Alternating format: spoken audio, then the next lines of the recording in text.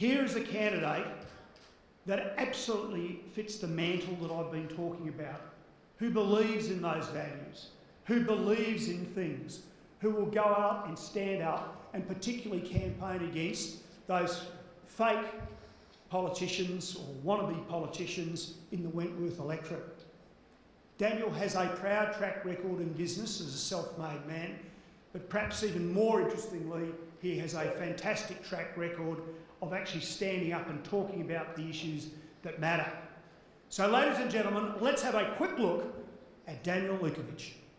Here to break it down for us is Calamity Security expert Daniel Lukovic, the CEO of Calamity Monitoring. Thanks for having me and such a wonderful intro. Standard home alarms. Daniel Lukovic is the CEO. Our security expert uses a wire coat hanger to break into this house. I've asked him to come on the program tonight because his observations are instructive to all of us across Australia. 4 weeks ago, in a story about how bike share schemes might be a terror threat, we said that Daniel Lukovic of Calamity Monitoring did not appear to have any particular expertise in terrorism. Daniel Lukovic wrote, much contemporary security and law enforcement focuses on terrorism. He has in fact provided terrorism-related training to New South Wales Police, the security industry and other high-risk private sector groups and individuals. We're happy to put the record straight and to apologise. He's fighting back against these online slacktivists. A lot of other companies are going to have to learn how to do the same. Whoa, someone's watching us. My staff are watching us 24 hours a day. This is Calamity Monitoring's headquarters. First, we need to get into the building. And it's easier said than done. These doors weigh about 200 kilos each, and no one gets in here unless we know who they are and we want them here.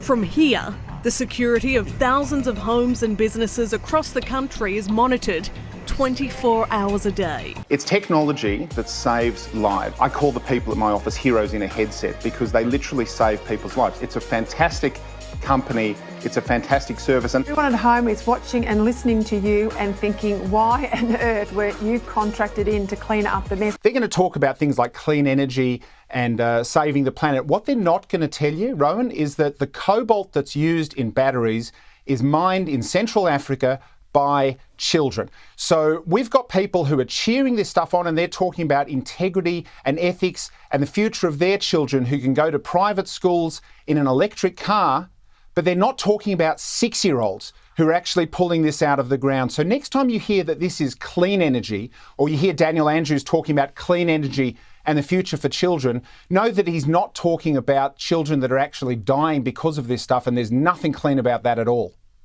I mean, we seem to focus on Facebook all the time, but I mean, they're not the only culprit here, are they? Google, Amazon, Apple, would you say they're the main four? Well, not only are they the ones that we know about, but there's all the other things lurking below the surface that we don't know about. And I suppose, look, privacy is a bit like virginity. There's a lot of temptations to give it away, but once it's gone, you never get it back. So if people... Good morning, everybody.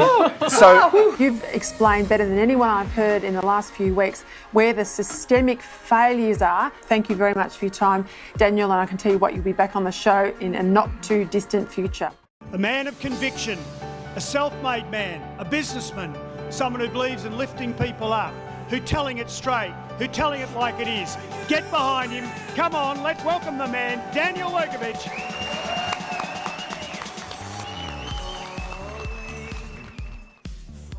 Wow. Is this the most fun political event you've ever been to? I'm glad.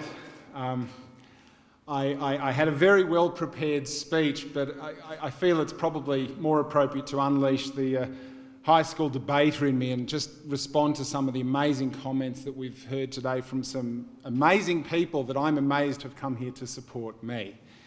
Can I start with his real name, Rodney Marks, who opened and said everything about some of the other candidates, so I don't need to waste your time telling you about them.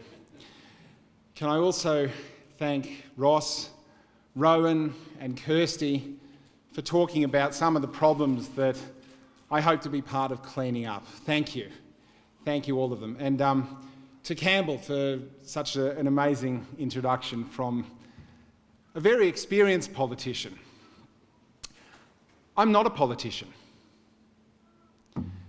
And I'm sort of arguing with people because someone introduced me the other day as a politician. I said, and everyone kind of bristled. And it was actually before I got up and did a few minutes of stand-up comedy, funnily enough. And I said, I'm not yet. First I have an election to get through, then you can call me that. And I want to change what people actually think about politicians. Now, every time I've told someone that I'm thinking of going into politics, what do you think their first question is? Yeah. The first thing they ask me is either why, or sometimes they're a little more blunt and they say, what the hell are you thinking? And there's a reason they say that, because why would someone who has a family, someone who owns a business and runs a business, want to take a pay cut, want to maybe spend more time in Canberra, and have everybody on Twitter who's never even met them say mean things about them? And they're right. And that's the problem. Who the hell would want to put their hand up with that? So we get the politicians that we deserve. And we get the only ones who in many cases, not all, but in many cases are exactly the people we don't want running things, because they never have run things. They never have built things. They have never fixed things. They've never explained things. But they're telling every one of us what to do, what not to do, where to go, where not to go, how to run a business, who you have to hire, who you're not allowed to fire, what you can charge. In the last 2 years, they've told small business owners that if a person comes to you and says, I want to give you money, please take my money, they would have to say, well, no, for whatever reasons, you can't come into this business. And the people who made those rules lost nothing. They have no skin in the game, they stand to lose nothing, and they stand for nothing. And that's not okay. So when you ask me, why do I want to do this? Well, if you saw that clip briefly, you might have noticed my company's slogan, which was Be Fearless. And we need a bit more of that. We need people in politics, in the media, and on the street who aren't afraid to say what they think. If you think something is not okay, you should be able to say, this is not okay. Now, Campbell spoke about the Prime Minister's inaction on vaccine mandates. Now, a constitutional expert will bore you to tears about the rules of Commonwealth law, state law, and how states could do it. And there is some truth to that. But let me give you a more historic example of leadership. Does everybody remember when Australia 2 won the America's Cup? Every person in this room remembers that day, and every person in this room remembers what a very drunk Bob Hawke said. Do you remember? He said, any boss who sacks someone for not turning up to work tomorrow is a bum. And you all remember it. Now, let me tell you something. He had no authority over a single business enshrined in law or common sense, state law. He had no power whatsoever to make that happen. But let me tell you, there were a lot of people who called in sick the next day because they got the message. And it's about messaging. I acknowledge that the Prime Minister couldn't say, we shouldn't have these borders closed. I acknowledge that the Prime Minister can't tell the Victorian Police, this is not China, this is not Hong Kong, you should not be shooting at ordinary members of the public. He could have said it, though.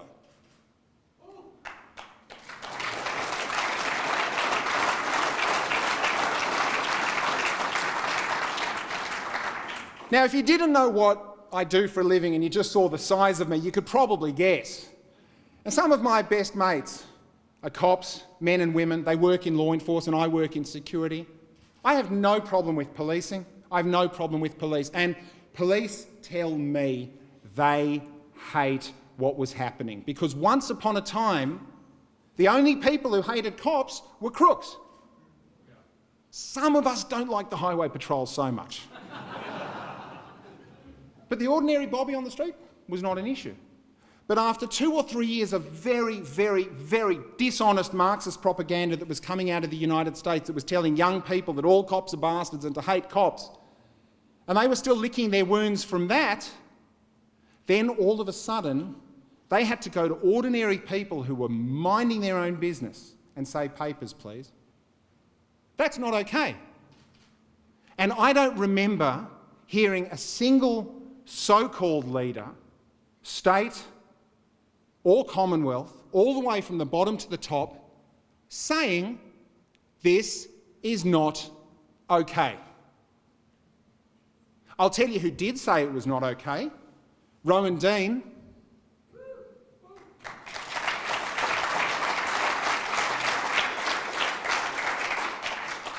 In exchange for which there's a queue. Alan Jones was knocked off. And there's people like Andrew Bolt, Rowan Dean, who are saying things that to most of us are just common sense. And for saying things that are common sense, they risk being cancelled. Now, it's very cynical what happens because they don't get cancelled. What happens is very, very cynical people go to advertisers and they tell them what to do and where to spend their money. And what we have now is financial coercion of businesses by people who have no skin in the game. I've now received it. My company has received emails from people, they don't know me, but they're not impressed with any party that isn't theirs, and you can probably guess which party theirs is. So a bit about my company. I'm a major employer of people with disabilities. I've taken people who were unemployed for 6, 10 years. I've given them a job, I've taken them off welfare, I've given them a purpose. They're amazing people, by the way. They literally save lives, that's their job. And there are people on Twitter, and anonymous little keyboard warriors who would see them hurt as a way of getting their representative over the line. That's not right. But it's also a reason why any business person would go, geez, I'm not putting my hand up for that, who needs that? Now, we had a warm-up run because, I mean, poor us, we advertised on what was then the highest rating show on morning radio run by a man named Alan Jones, and for the mere crime of trying to promote our business to a large audience, you know, there were people threatening us. So we're kind of used to it, but a lot of other businesses aren't used to it. And if there's one thing that I've learned, it's that if you don't stand up to bullies and sometimes give them a punch in the nose, you're gonna lose.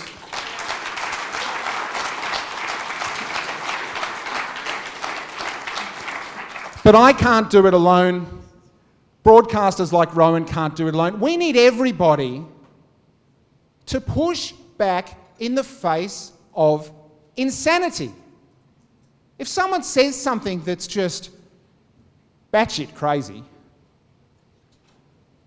you don't have to nod politely. You can politely address it. Now, unfortunately, we have a younger generation who have lost the skills of critical thinking. There are some people in this room today who are politically polar opposite to me. They're good friends of mine, and we argue all the time. And we're still friends. And that's how it should be. And that's how it used to be. If you took 20 years off their age, they wouldn't debate, they wouldn't offer a different point of view, they wouldn't perhaps try to hear something that you're saying that makes sense. What you're saying would be unacceptable, so you must not be heard. You must be silenced.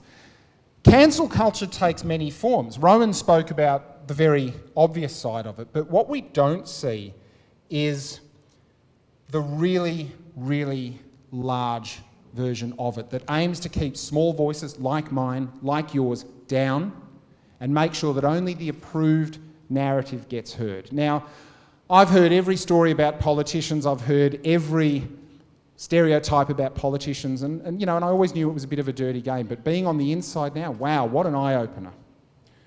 Now, I want to draw your attention to these auction ballots. You're here to support me, and I thank you for that, but I'd like everybody to bid early and bid hard, because we need to raise money. And the reason I need to raise money is because I'm up against people who have millions of dollars in their war chest, and the reason they have those millions of dollars is because it's going to help their benefactors make billions of dollars. And that's happening now. And I've learned that the hard way, because I've gone to people who have known me as long as I've worked professionally, very wealthy people, and I've gone to them cap in hand and I've said I'd like some money. And they said to me, now this is in Wentworth, so it's obviously a fairly blue ribbon Liberal seat. They've said to me, well, every year we give 100, 143,000 or whatever it is, just below the threshold to the Liberal Party. And I went, well, can I have some of that? And then they say, we also give $70,000 or $80,000 to the Labor Party, just in case. It's good to have a bet each way. So that way, when Liberals are in, they ring the Liberal MP, they say, I need this. They get what they ask for, don't they? If Labor get over the line, they'll also get what they ask for, because they're not going to get told, oh, you didn't give us any money when we were in opposition, so we're not going to help you now. They'll return the favour there. Me? I get best wishes. But then they spend an hour telling me how upset they are with government. They'll tell me that we pay much too much tax in this country. The Lib Dems commissioned a group called the Australian Taxpayer Alliance to actually work out how many dollars Australians actually pay in tax. Now, most people think it's their income tax. You don't realise it's actually as high as 50, sometimes 60% of your hard-earned goes to paying for things that don't help you. Now, you saw Graham Barry choke his way through an apology to me on Media Watch. I ended up getting a small cheque. And I'd like to thank you, because that's not their money, that's your money. And this happens again and again and again. And you'll hear pithy slogans, oh, we're going to lower taxes. They won't tell you how. The Lib Dems have a document which you'll all see on the way out, the Freedom Manifesto. It's outstanding. Read it. And you can actually see that not only are these policies that the Lib Dems have enunciated, let me tell you, they stand for them. When they were interviewing me as a candidate, they basically said, if you ever vote to raise a tax on something, you'll be disendorsed before you finish the sentence. And that's what conviction is about. Now, as voters, you can take it or leave it. But it's not a bet each way like the major parties who will tell you what you want to hear, but do what they need to do. I'll tell you how I feel about anything. Everyone who knows me knows that. And I'll do it. Because they'll spend an hour telling me, these are very wealthy people, they're very frustrated. Taxation, industrial relations, strikes, lockdowns, borders, they hate it, they hate it, they hate it. But they don't do anything about it. So we get the government that we deserve. Australians want better. Australians can have better. And the Liberal Democrats are better.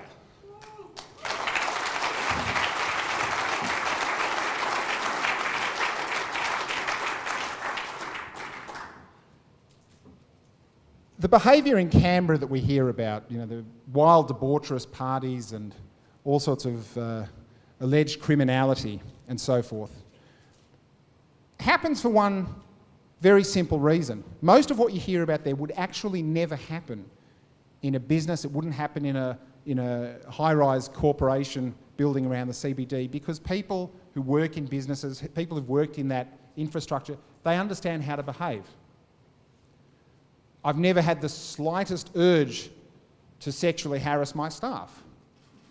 I mean, they hate that, but they'll tell me that's true. You know? But that's because I've worked in a business. It would never even cross my mind. But what we have in Canberra, with few exceptions, are people who started maybe in a union, maybe in an SRC, maybe in a party office, then they moved to a branch and they worked their way all the way up the ladder. Now, once upon a time, that was particularly the case on the Labor side, but now it's the case on both. Many of them have never had a real job. And they get all the way to the top, still having never had a real job, and then they surround themselves by advisors. The advisors have never had a real job. Some of them, their dad used to be a minister. And those are the people telling the rest of us how to live our life. Now, I may not win Wentworth. I have a battle ahead of me like you cannot possibly imagine, which is why I'm asking for your financial support. I'm asking for people to hand out how to vote cards. I'm asking for people to tell people about Lukavitz, about the Liberal Democrats, not to be confused with the other party that stole our name.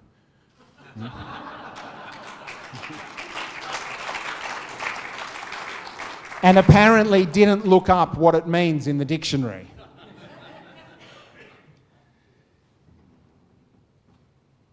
These are people who can keep their livelihood going while other people lose theirs.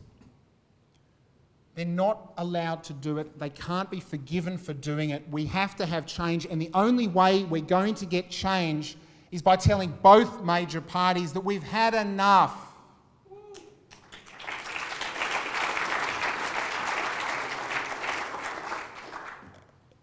A few years ago, when we watched in China and we watched police rounding people up in the streets and we watched drones flying over cities barking at people telling them to go home, we thought, this is insane. Then it happened here. So a couple of weeks ago, the Prime Minister said, we're throwing open the gates and everyone's allowed to come into Australia. No one's here. Now, people ask me, why am I holding my function at the Sofitel Darling Harbour and not a venue in Wentworth in the eastern suburbs? Well, there's a few reasons for that. The first one is because some of the largest hotels in the eastern suburbs went broke. They're now apartment buildings. But also because the CBD needs the business. If you look out the window of this remarkable hotel, you'll see a ghost town out there. The International Conference Centre next door, it ain't that international. The problem is if they drop the I off ICC, CC, it's not a good name for it. It just makes people peckish. The other reason is because I particularly want to thank Jerry for his kind support, allowing me to use this facility. Can we please have a round of applause?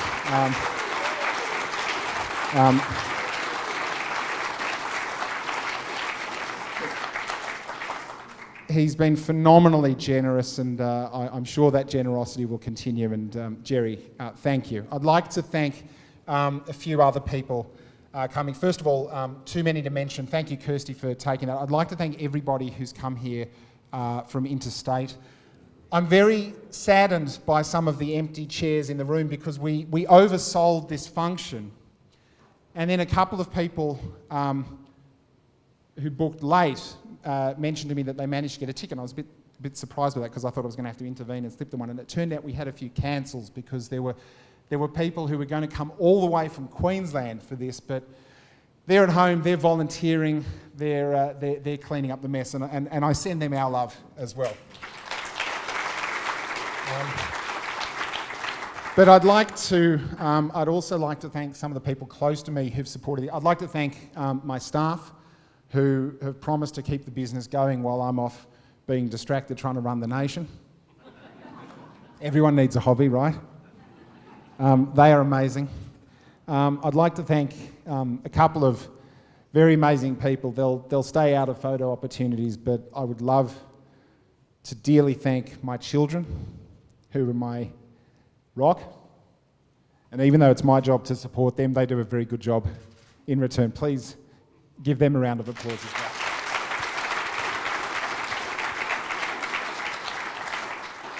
To my girlfriend, who awaits her Evita moment and clearly hasn't read that story properly. And also to very valuable supporters, my parents, who are here as well. Thank you.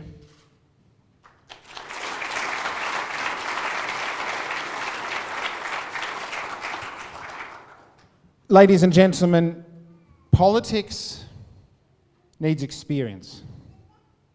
But the experience it needs is not experienced politicians. It's people who've experienced what happens when the politicians get it wrong. Now, I may not win in Wentworth, but I can still make a difference because there's a few things that I want to do. Number one, I want to get things on the agenda that we're not even talking about. As I said when Rowan interviewed me, if you'd woken up from a coma a couple of weeks ago and you opened the newspaper, you'd read about climate change. You'd read about gender issues. If you're lucky, you might read about a very fast train. You wouldn't realise you'd been in a coma for the last 2 years. You'd think you'd just had a nap. What sort of leadership is this? I've come from a security risk management background. I deal with crisis. I deal with emergencies. I don't get rattled easily. When the house is on fire, you don't stand there thinking, gosh, I wonder what colour curtains would go well there. You put the fire out, you stop the fire growing, you get everyone out of the house, you make sure everyone's safe, and you fix it. That's what leaders do. That's what you do in a crisis. It's not something governments are good at. And anybody who thinks the government is going to save you is in for a rude shock. Now, the first wake-up call that some people got about that was in 2001 on September 11th. The victims and the passengers on the first 2 aircraft knew to sit there, to not make trouble. The plane would be landed at an airport, a hostage negotiator would come in and they would all survive. On the third flight, United Airlines Flight 93, they knew the government wasn't coming to the rescue. So those brave men and women did what they needed to do to save other people's lives. They stood up and they stood for something. Now, in my business, we monitor seniors and people who are at risk of falls. That's one of the things we do. And we ring 000 multiple times a week. Most people in this room, thankfully, have never had the reason to call 000. We do. Sometimes you're on hold for many, many minutes, which people can't believe. People get stuck into me when it takes us 90 seconds to answer the call. I'm like, I don't have the resources of the government. You ring them, you go on hold. The ambulance might be 5 minutes away, could be an hour away. Nobody knows this until it's too late. They have unlimited resources. They have unlimited budgets. It doesn't work. If you rely on the government to keep you and your family safe, you're in for a rude shock.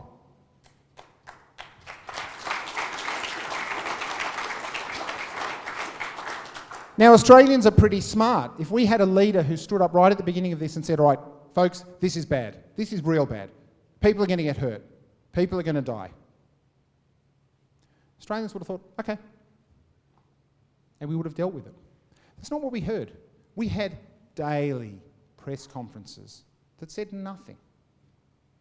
But what I had at my business is I had people ringing me every day, sometimes in tears, saying they had to cancel the service. And I'd say to them, don't worry about that. You can have it on the house as long as you need to to catch your breath. These were gyms, these were restaurants, these were people who'd done nothing wrong. And they'd all say to me, there's nothing left for you to monitor. There's no building. We've handed the keys back. We've lost everything. You know who hasn't lost anything? The people who were responsible for that.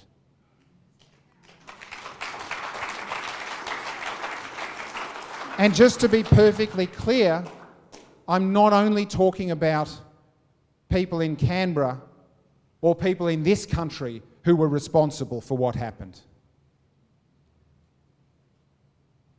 In the last week, the whole country's talking about Ukraine. If you went up to anybody and you said, point to Ukraine on a map, they couldn't do it. There's another country that nobody's talking about. Why not? Why not? The reason no one's talking about it? Investments, money, finance, it's all very complicated. It's not for you to understand. You don't need to concern yourself with what's right and what's wrong. Because we have politicians who don't stand up for what's right, they stand up for what's easy. And if I've learned one thing, it's that the right thing to do and the easy thing to do are usually not the same thing. And it happens again and again and again. The Lib Dems are very strong on energy policy. And our energy policy is very simple. Remove the prohibition on nuclear.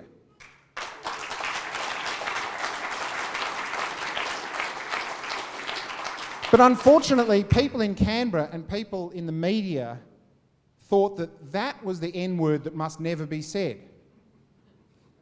So we're not even talking about it. And we have opportunistic people, my opponents, activists who are saying, look at all this rain. You know what'll fix this? Windmills.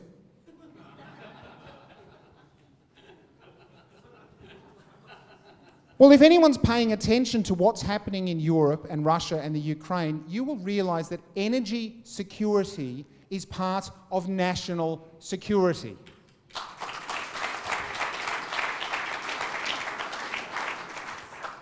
And if we're not even talking about it, then we're not being serious. And we need to put these things on the agenda. Now, I did have someone ask me last night, they're a bit worried because there's attacks in Ukraine and, there's press releases saying that, if that reactor gets hit, it'll be 10 times as bad as Chernobyl or 50 times as bad as Chernobyl, depending on the clickbait that you read.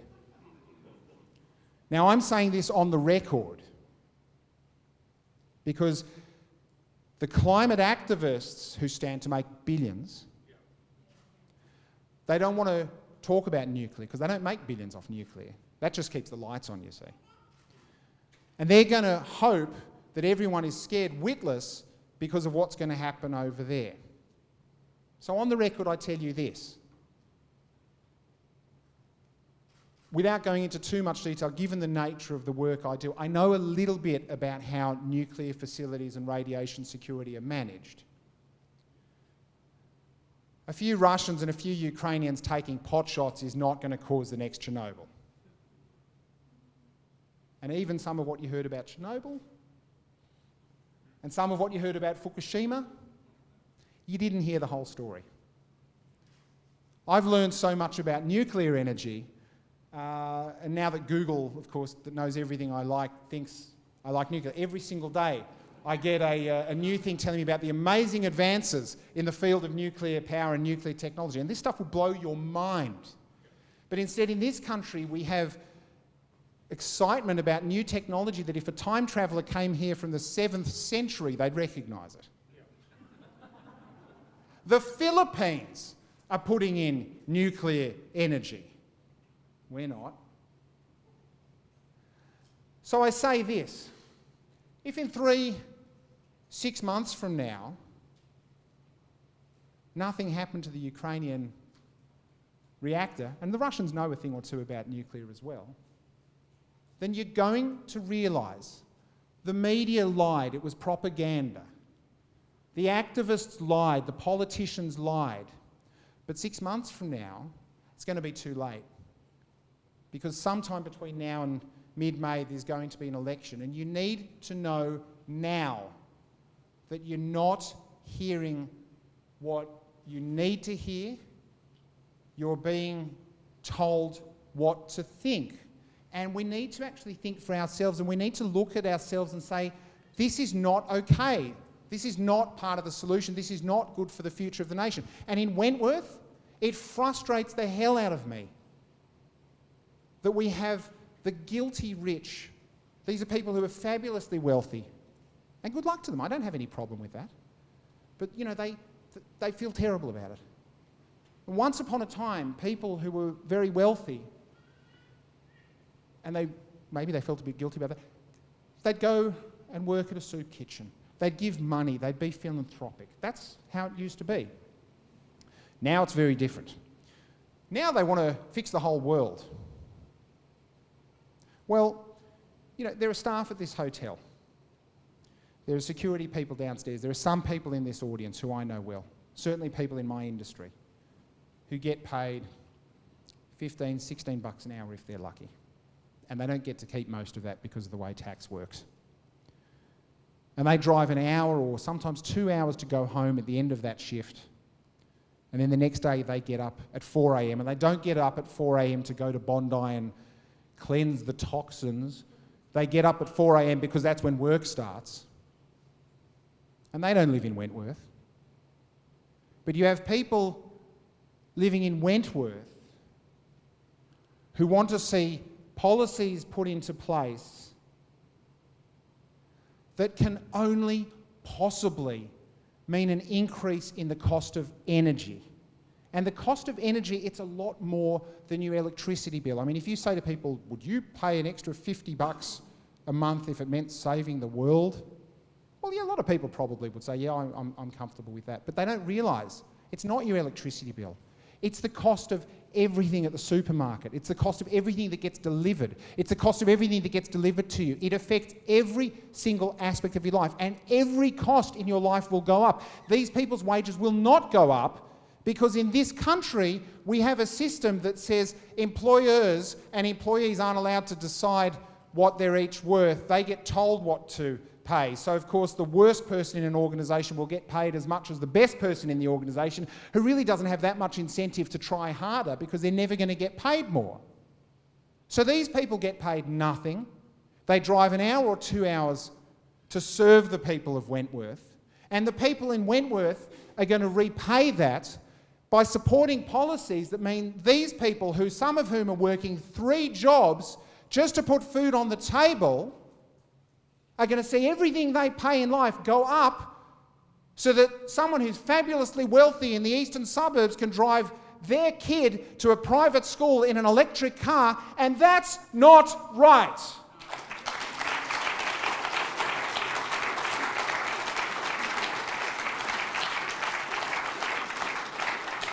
But it's going to happen unless we have a major change in Canberra that means telling both major parties who are indistinguishable from each other, this is not right. And there are people in this room who are very wealthy but also very philanthropic. There are people who volunteer, and then there are frauds. If you get on Twitter, if you haven't been banned yet, I have, then you'll see every candidate, all there last night. Here I am at Mardi Gras. They weren't there last year. They weren't there the year before. It's just such opportunism. And they'll be there next week at our big kitchen, an amazing charity, all serving the soup. You think they've ever been there before? No, I have. They'll probably be out there with a shovel and the high vis on cleaning. Campbell Newman almost didn't make it to this function because he was part of the mud army cleaning up in Queensland. And he didn't put it on social media, by the way. He just got on with it. So thank you, Campbell. And those people are getting told what to do by people who are just frauds. And it's enough. Ladies and gentlemen, thank you from the bottom of my heart, not only for supporting me, which means a lot, but also learning about the Lib Dems, learning about the philosophy, learning about how it can actually improve this nation. This flag behind me, this beautiful flag. Do you know how hard it was for me to find an Australian manufacturer of flags? The T-shirts outside that say Vote Luco on them. Do you know how hard it was to find an Australian manufacturer of T-shirts? Now, my late grandparents, when they got here off the boat, they went into the rag trade, schmutters. And they had a whole lot of other migrants working for them, and they built something and made something. And when I actually went to this factory the other day, I got a bit of nostalgia, and the person there said, there's nothing like this anymore. And I said, do you do any good business on Australia Day? They said, they hate Australia Day. I said, what are you talking about? I said, well, every Australia Day, they get all these people ring up saying, oh, hi, I'd like a flag. And they tell them how much it is. And they go, what? So they go to Big W, and they buy one that was made in another country. We don't make flags in this country. We don't make anything in this country. When the pandemic started, we couldn't even make cloth masks to put over our face. We had to wait for those to arrive on a boat from China. We are as hopelessly dependent as a 5-year-old who tells his parents, I hate you.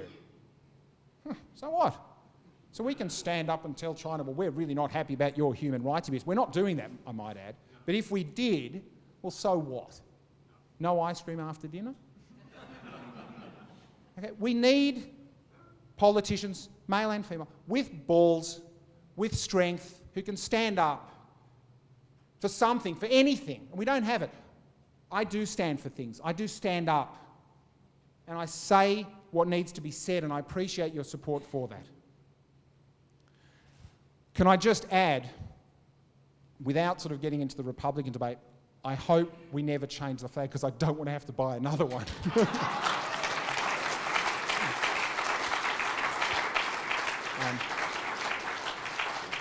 Ladies and gentlemen, thank you very much for coming. Thank you for your support. Please give generously at the auction. We've got a few other little surprise things that we're going to auction off as well. It doesn't finish when we leave here. This is only the beginning. And if everybody here can tell their friends, can tell other people, say, you know what? If you agree with this, maybe there is a bloke who we could actually see get up. And other people go, who's this guy? Because they've never heard of me. And I don't have the money to be driving diesel-powered LCD trucks around the eastern suburbs saying cut emissions.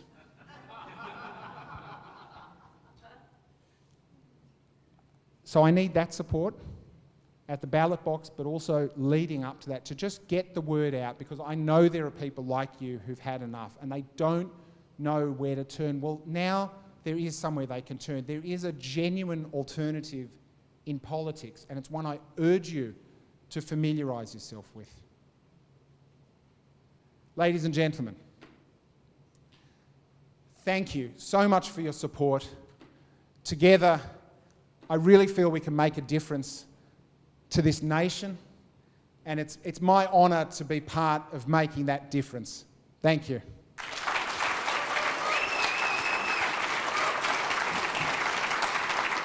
Authorised by R. Cribb for the Liberal Democratic Party, Sydney, New South Wales.